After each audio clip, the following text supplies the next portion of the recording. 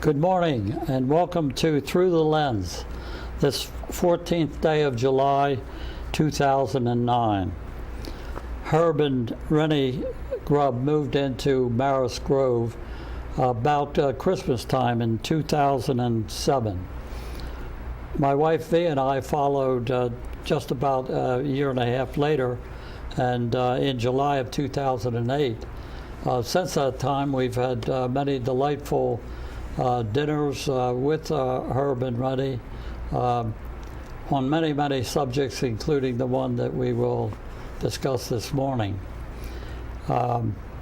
We also, Herb and I began to play pool shortly after our first dinner, and we have been doing so on Saturday mornings since that time. Mm-hmm. Herb, how are you this morning? Fine. You're fine this morning? Fine. This morning, Herb is going to share with us his experiences when he was with the 84th Infantry Division in the final days of December 1944, which was during the Battle of the Bulge.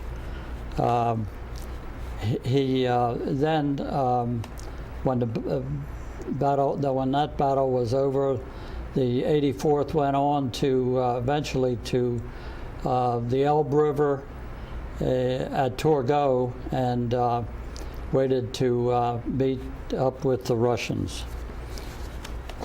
As references for this interview, we're going to use basically two documents. The first one is entitled The 84th Division in the Battle of the Ardennes, December 1944, January 1945. The second document is a book entitled A Great Life, A Great Century, Herb and Rennie Grubb. This book was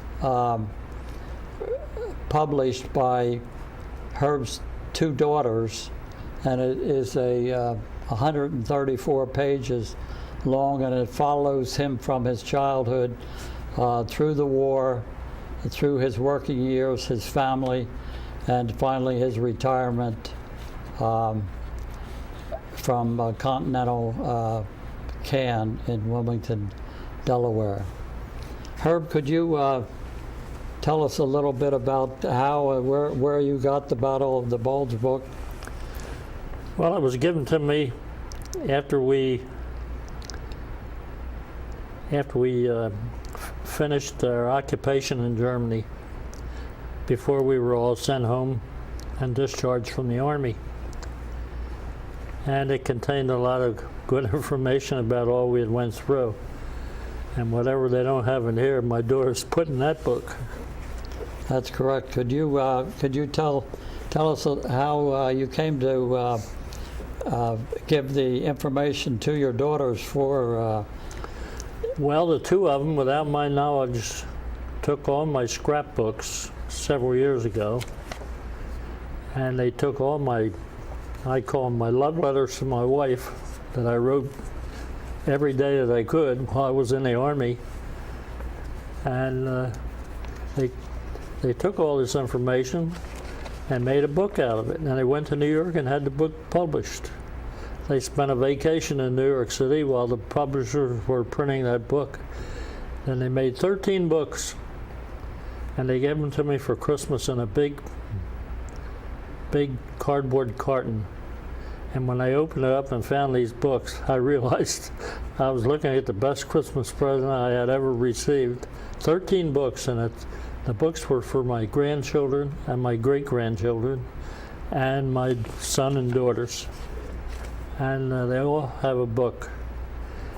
And it's about my life, not only in the war, but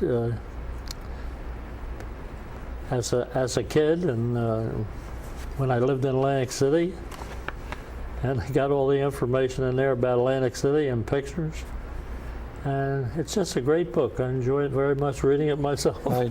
It is really an extraordinary book, and with that as a beginning point, let's go back to your early days in Atlantic City. Could you tell us a little about your... Well, I moved to Atlantic City from Wilmington, Delaware. My father was out of work, and Atlantic City had work, so we moved there. And I lived in Atlantic City long enough to graduate from high school. So I went all through school in Atlantic City. I couldn't have picked a better place to grow up. I just couldn't have picked a better place to grow up in Atlantic City. It was the world's playground, true. And there weren't any casinos there in those days. But we had the beach and the boardwalk and so many interesting places like the Steel Pier in Atlantic City. It was the greatest place in the world to spend a day.